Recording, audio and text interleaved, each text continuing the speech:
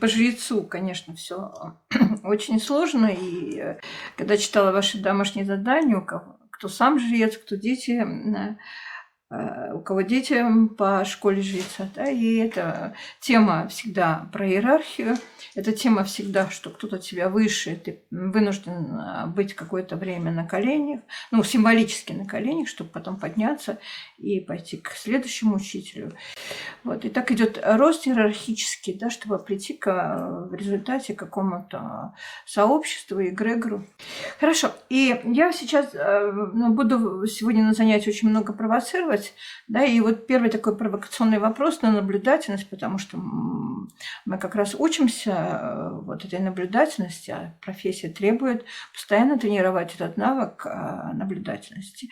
Ну и вот если войти в сказку, вернуться к сказке. Сказка очень патриархальная, сказка очень мужская, там все такие мужские фигуры.